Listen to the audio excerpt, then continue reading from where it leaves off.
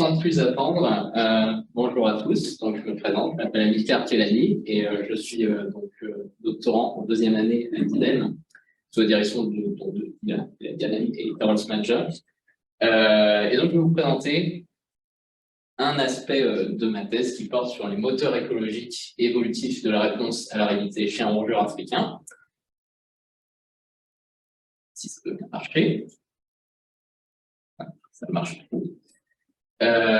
Donc, d'abord, quelques éléments de contexte. Donc, dans le contexte des changements climatiques, qui peuvent induire une augmentation globale de l'aridité, mais aussi la multiplication des épisodes de sécheresse, la réponse des organismes va être particulièrement importante et déterminante pour leur répartition, d'une part, et pour d'autres aspects, comme par exemple la conservation des espèces. Et c'est pour ça qu'il y a besoin de plus d'études, finalement, pour comprendre la réponse des organismes à l'aridité, sur l'impact finalement de ce phénomène d'aridité sur leur état physiologique dans la nature. C'est un peu ce que j'ai essayé de faire sur donc ce modèle biologique qui est Rhabdomys, donc la souris striée, qui est un complexe d'espèces qu'on trouve principalement en Afrique australe. Je me suis concentré sur deux de ces espèces. Rhabdomys, c'est donc un complexe d'espèces qui vit dans une aire de distribution assez grande dans son ensemble, qui recouvre finalement des biomes, des aires biogéographiques très différentes. Les deux espèces auxquelles je m'intéresse, c'est Rhabdomys bechuanei, qui donc occupe une aire de distribution plutôt aride, ici à gauche en rouge, et Rhabdomys dilectus, qui elle se concentre plutôt sur un habitat mésique, qu'on voit ici en vert, plutôt dans le nord-est de l'Afrique du Sud. Et donc, dans son ensemble, cette région est soumise à une augmentation globale, on va dire, à long terme de l'aridité, et c'est projeté, évidemment, de se poursuivre. Et donc, pour étudier, finalement, l'impact de l'aridité dans la nature sur ce modèle, il se trouve qu'il existe une zone géographique commune où les deux aires de distribution de ces espèces, finalement, s'entrecroisent, qui est donc un milieu plutôt semi-aride, qui permet de comparer les réponses des organismes en saison sèche chez les deux espèces. Alors, je me suis concentré sur des phénotypes qui sont reliés à deux organes qui sont particulièrement impliqués dans la réponse à l'aridité. Le rein et le foie, qui seront le plus mis à l'épreuve finalement lorsque il y aura peu de nutriments, peu d'eau dans l'habitat.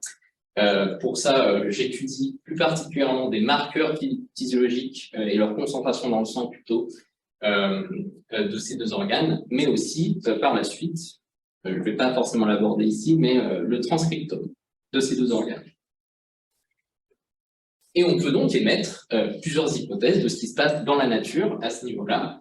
Tout d'abord, on peut dire que l'espèce aride, Rhabdomys bechuanei, est très adaptée finalement à l'aridité, et en saison sèche, finalement, sera en meilleures conditions, sera plus résiliente à la sécheresse que Rhabdomys dilectus.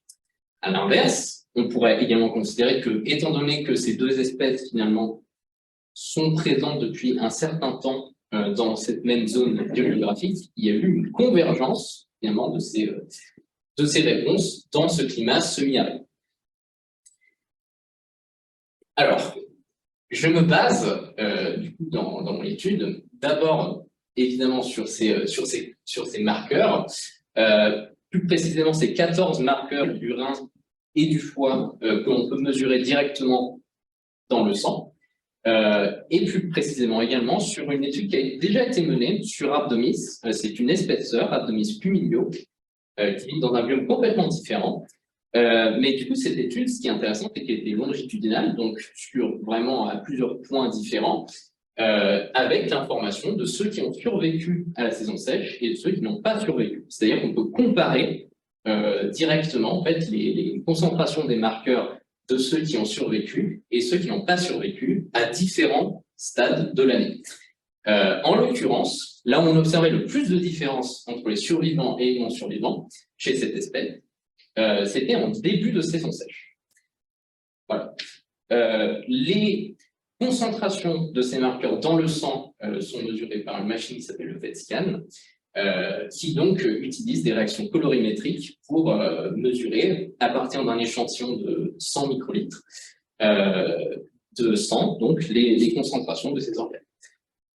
On peut les regrouper dans différentes catégories, mais en gros, voilà, ça c'est la liste. Donc vous avez les protéines totales, le calcium, l'amylase, qu'on peut associer plutôt à voilà, des mécanismes de nutrition, de digestion, l'albumine, le glucose, l'azote uréique et la créatinine, plutôt associés au métabolisme, mais aussi on peut également associer certains au fonctionnement du rein, l'osmorégulation qui sera également associée au fonctionnement du rein avec tous ces ions, potassium, sodium, phosphore, l'immunité et les dommages en fait occasionnés par ces organes.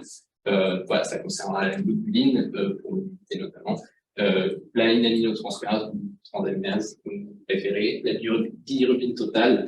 Pareil, ça c'est des marqueurs de fonctionnement plutôt du rein et du foie. En l'occurrence, comme je vous ai dit, certains marqueurs étaient particulièrement associés à la survie en début de saison sèche, donc chez cette étude qui a été menée par Schoepf en 2017. Le problème, c'était que c'était dans un biome et une aire biogéographique complètement différente. Donc nous, on a voulu savoir, pour notre système, c'est quand le début de la saison sèche. Pour ça, je me suis basé sur des données de précipitation et de température de nos sites, finalement, d'études. Donc, j'ai pris 6 stations météo de la zone semi-aride qui concerne ces 2 espèces en même temps. Et en l'occurrence, c'est plutôt un bon candidat pour le début de la saison sèche, c'est plutôt le mois de mai, car il coïncide vraiment à une baisse drastique des précipitations, à tel point que parfois il n'y en a pas du tout au cours du mois de mai.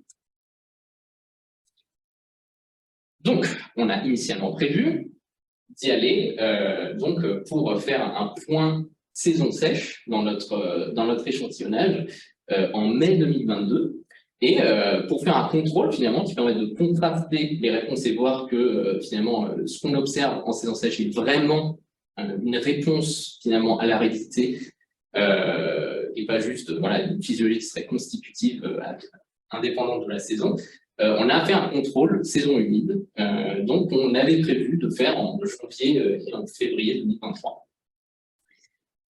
Sauf qu'on n'a pas fait ça, parce que en mai 2022, où on y allait vraiment, on a observé que finalement, les conditions étaient vraiment extrêmement humides. Je ne sais pas si vous avez suivi l'actualité, mais il y avait des pluies diluviennes partout en Afrique du Sud, et ça faisait plusieurs mois déjà.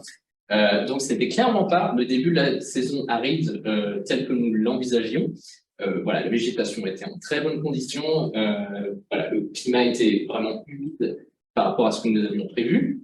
Donc, ça nous évoquait plutôt une saison humide, d'autant plus que ces conditions étaient tellement particulières que les individus étaient pour la plupart donc reproducteurs, ce qui est assez anormal pour ces espèces qui ont tendance plutôt à se reproduire finalement en fin de saison sèche, donc septembre, octobre plutôt. Donc là, les voir se reproduire en mai, c'était pas anodin. Donc on a décidé de considérer que c'était notre point saison humide et que nous allions retourner là où ce serait plus sec. En l'occurrence, on a opté pour le faire en septembre parce que les conditions étaient tellement humides qu'il aurait fallu attendre un certain temps finalement pour voir tout ça s'assécher de manière à ce que l'habitat soit un minimum en stress.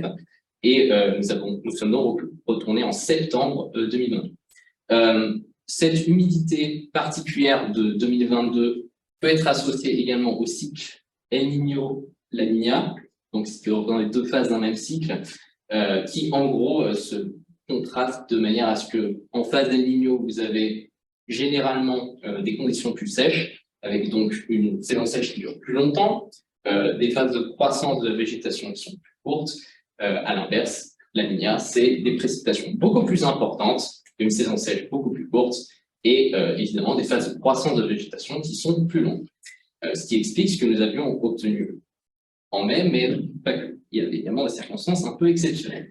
Donc, le protocole expérimental qu'on menait sur le terrain, c'était qu'on avait en met 3 sites par espèce, finalement, dans ce milieu semi-aride, où à chaque fois, nous prenions 20 individus, une vingtaine d'individus par population, dont nous extrayons un échantillon de sang pour l'analyse par le PET scan. À noter qu'en septembre, 2 de ces sites étaient encore beaucoup trop humides, donc nous avons choisi de ne pas les échantillonner. Donc nous avons un échantillonnage finalement un peu déséquilibré. Mais toujours sur cette vingtaine d'individus par population, nous avons malheureusement dû les sacrifier, car nous cherchions à obtenir leur foie et leur rein afin d'en étudier le transfert et de l'associer plus tard à la physiologie. Nous avons également récolté des données de capture pour tous les individus que nous avons capturés, pas seulement ceux que nous avons retenus, hein, bien sûr, donc la taille, la masse, le sexe, l'état reproducteur, etc. Nous avons essayé de caractériser la végétation autour de chaque piège, où nous avons finalement relevé des individus pour la physiologie transcriptome, et également des données météo, type précipitation et température, concernant chacun de nos sites d'échantillonnage. Nous pourrions utiliser tout ça comme covariable dans nos analyses. Et donc là, je vais vous présenter quelques analyses préliminaires qui ne sont pas du tout voilà, à vocation à être finales, de ce que nous avons trouvé tout d'abord concernant l'habitat.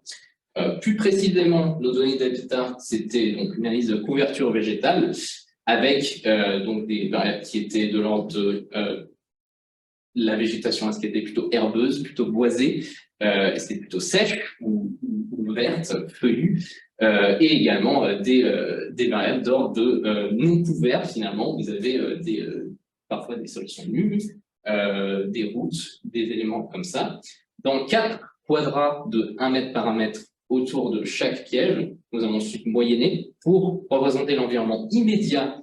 L'individu a été prélevé, mais aussi un quadrat de 10 mètres par 10 mètres, qui représente plutôt une zone de fourragement, on va dire, assez élargie pour nos individus. Ça me pose la question si l'habitat diffère finalement entre les sites et qu'il évolue avec la saison. Donc pour ça, nous avons un peu réduit toutes ces variables en lisant une analyse de composantes principales pour les quadrats de 1 mètre par 1 mètre et quadrats de 10 mètres par 1 mètre. Et nous en avons extrait donc 4 dimensions que nous avons ensuite mis dans une permanova, donc une analyse de variance multivariée par permutation, avec en utilisant comme variable d'habitat finalement ces dimensions de la CP, en fonction de la saison et du site. En l'occurrence, nous ne détectons pas de différence dans les habitats autour des pièges entre les sites et entre les saisons, que ce soit dans les quadrats de 1 mètre par 1 mètre ou de 10 mètres par 10 mètres. Alors d'une part, c'est un peu ce que nous cherchions à obtenir, puisque nous avons des sites homogènes, ce qui prouve que nous avons une zone finalement d'habitat qui est globalement assez équilibrée. Cependant, le problème, c'est que nous n'avons pas des saisons différentes. Alors, soit il n'y avait effectivement pas de réponse de l'habitat aux conditions météorologiques qui changeaient entre mai et septembre, donc peut-être qu'il n'y avait simplement rien à discuter, ou alors c'était des variations de l'habitat saisonnier qui étaient plus subtiles que nous ne pouvions finalement l'analyser avec ce que nous avons relevé sur le terrain. Nous avons également nos données populationnelles qui a fallu voilà, donc il a fallu extraire un certain nombre d'informations. Notamment, nous nous sommes demandé, concernant la condition des individus capturés, si elle variait en fonction de l'espèce, du sexe ou de la saison. En l'occurrence, la condition des individus capturés, typiquement, est évaluée voilà, généralement avec une sorte d'indice de masse corporelle. Ici, nous avions un facteur confondant qui était le fait que, vous allez voir après, nous avions des cohortes différentes entre mai et septembre en termes de taille d'individus. Nous avions très peu d'individus jeunes ou petits en septembre par rapport à mai, ce qui faisait que vous aviez un effet de la saison sur la taille. Donc pour faciliter l'interprétation de ce modèle, au lieu de faire varier la masse avec la taille, nous avons fait varier la taille avec la masse, c'est un modèle linéaire mixte, donc en fonction de l'espèce, du sexe et de la saison, avec le site en facteur aléatoire. En l'occurrence, nous avons bien une relation allométrique entre la taille et la masse, qui est attendu, mais nous avons également un effet saisonnier sur la taille, ce qui est bien ce que nous avions observé comme ça en regardant les données, mais aussi l'interaction entre la masse et la saison, le sexe et la saison, et une interaction entre la masse, le sexe et la saison. Donc, je choisis de vous représenter uniquement ce qui nous intéresse pour la condition physique, c'est-à-dire la relation masse-taille. Donc, on peut voir que, globalement, déjà, effectivement, on peut voir qu'il y a très peu d'individus petits en septembre par rapport à mai, mais aussi, du coup, ça nous crée une sorte de... il y a une interaction qui existe, qui biaise cela. Du coup, on peut voir que les individus en mai, finalement, augmentent en masse plus rapidement avec la taille que ceux en septembre, même si ça se rejoint lorsque les individus sont très grands, finalement. Maintenant, quand on regarde par sexe, on peut voir que les femelles en mai croissent en masse, finalement, plus vite que les mâles, avec la taille, bien sûr. Et il existe également une différence entre saisons, donc avec ici les mâles en mai et en bleu et les mâles en septembre en violet, où nous observons le même phénomène que précédemment, saisonnier, finalement, avec donc très peu de mâles petits, et donc cette pente qui semble plus élevée finalement pour les mâles en septembre que les mâles en mai. Donc, tout d'abord, on n'a pas d'effet espèce. On n'a pas de différence dans la relation entre la taille et la masse et la taille entre les espèces. Du coup, ça semble nous indiquer que s'il y a une différence physiologique, on ne la détecte pas finalement au niveau de la condition physique uniquement. Il y a des individus plus grands en septembre, mais une prise de poids plus importante avec la croissance en mai qu'en septembre. Alors, du coup, ça, c'est plusieurs informations qui peuvent être interprétées différemment. Est-ce que, voilà, il y avait moins de ressources à disposition en septembre du fait de l'aridité? En tout cas, ce n'est pas ce que nous avons détecté avec l'habitat, mais peut-être que ces différences, finalement, au niveau de la nutrition, étaient plus difficiles à détecter. Peut-être que les mauvaises plantes, finalement, sont restées en septembre par rapport à mai et que nous n'avons simplement pas relevé cet effet. Il y a des différences entre les sexes en mai, mais pas en septembre. Alors, peut-être que les femelles, justement, allouaient beaucoup de ressources à la reproduction en mai, étant donné les conditions particulièrement bonnes, alors que, par exemple, les femelles, en septembre, n'avaient pas des aussi bonnes conditions et finalement croissaient en masse de la même manière que les mâles, alors même qu'il y a un taux de reproducteurs équivalent en mai et en septembre. Et maintenant, au niveau de nos marqueurs physiologiques, donc, nous nous sommes demandé comment la physiologie du rein et du foie des individus capturés varie en fonction de la condition physique, du sexe, de l'espèce et de la saison. Donc, nous avons utilisé un indice poids-taille de condition des individus, cette fois, en tant que proxy de la condition physique. Donc, il y a différents autres indices qui peuvent exister, mais pour simplifier pour ces analyses à énergie, utiliser ça. Donc, nous avons fait varier les concentrations de ces 14 marqueurs physiologiques donc, ensemble, finalement, dans une paire MANOVA, comme précédemment avec l'habitat, en fonction de la condition physique, du sexe, de l'espèce et de la saison, avec aussi toujours en variable aléatoire. Il y a un effet global qui peut être détecté, donc plusieurs finalement. Vous avez la condition physique, donc qui est corrélée avec les concentrations de nos marqueurs physiologiques. Vous avez le sexe également, donc une différence entre les sexes, une différence entre les espèces, mais aussi une interaction entre la condition physique et le sexe. Ce sont donc des effets globaux. À noter que nous ne détectons pas d'effet de la saison, ce qui semble finalement aller à contresens de ce que nous espérions obtenir avec des réponses ou des effets sur la physiologie qui seraient contrastés.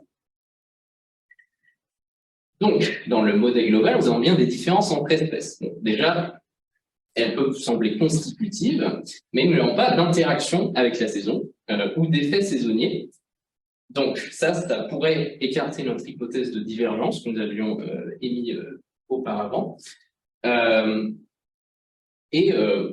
Voilà, nous voudrions savoir, du coup, s'il n'y a vraiment pas d'impact des conditions météorologiques ou de l'habitat. Peut-être que ce signal existe bien, mais qu'il est noyé finalement dans cet ensemble de marqueurs, tous n'étant pas forcément informatifs. L'effet de la condition physique montre qu'il y a un impact physiologique d'ensemble de l'individu sur les concentrations de ces marqueurs, du fonctionnement du rein et du foie. Donc, il y a bien un signal global, finalement, qui peut atténuer ce que nous pourrions voir spécifiquement sur le rein et le foie. Pour la suite des analyses, nous aimerions incorporer l'habitat, avec toujours cette approche avec les dimensions de l'analyse par son composante principale, et également les données météorologiques qui permettent plus directement de mesurer si vraiment il y a une réponse à la réalité ou à la diminution des précipitations pour chaque site d'échantillonnage. Voilà. Et j'aimerais finir là-dessus. Merci pour votre attention. Et j'aimerais aussi remercier l'équipe sur le terrain, que vous pouvez voir à leur meilleur jour, et toutes nos collaborations. Merci pour votre attention.